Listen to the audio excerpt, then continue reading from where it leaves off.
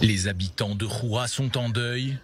Dans la nuit de vendredi à samedi, ils ont perdu l'un des leurs, Mohamed El Assibi. Cet étudiant en médecine de 26 ans a été tué après une altercation avec la police israélienne sur l'esplanade des mosquées, peu après minuit.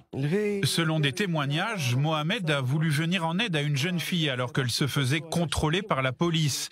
Il s'en est mêlé, les policiers lui ont tiré dessus. Une version démentie quelques heures plus tard par la police israélienne qui évoque un contrôle d'identité qui aurait mal tourné. Le suspect s'est tourné vers moi par surprise et m'est tombé dessus. Il a réussi à prendre mon arme qui était dans son étui à la taille. Il a réussi à la charger. Je me suis alors jeté sur le terroriste, car c'est à ce moment-là que j'ai compris que c'en était un. J'ai procédé à un étranglement, mais le terroriste est parvenu à tirer par 2 fois en direction de 2 soldats, gardes des frontières, qui se trouvaient non loin de là. Après avoir lutté contre lui, j'ai réussi à l'attraper par le bras et à récupérer mon arme.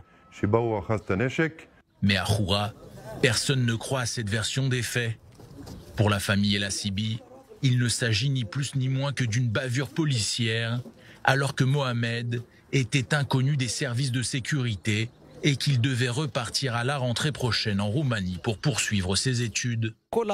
Chaque arabe qui se balade à Jérusalem ou n'importe où ailleurs, s'il fait le moindre geste suspect qui ne plaît pas aux policiers, se fait tirer dessus et après ils disent que c'était un terroriste.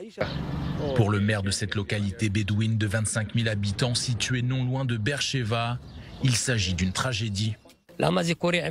Pourquoi est-ce que le docteur Mohamed, qui devait repartir en Roumanie terminer ses études, aurait fait une telle chose? Il y a de quoi se poser des questions sur la version de la police. Ce n'est pas logique. En plus, le lieu est truffé de caméras.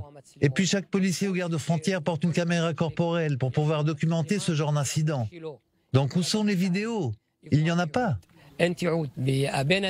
C'était le fils aîné qui allait devenir médecin et il allait devenir le tuteur de la famille. Malgré les demandes de la famille, aucune vidéo n'a pu être fournie par la police. D'après cette dernière, l'incident aurait eu lieu dans un angle mort de l'esplanade des mosquées. Les policiers n'auraient pas eu le temps non plus d'actionner leurs caméras embarquées. Une enquête interne a été ouverte. J'espère que cela débouchera sur quelque chose. Nous avons aussi demandé une commission d'enquête indépendante composée de juges, afin que justice soit faite.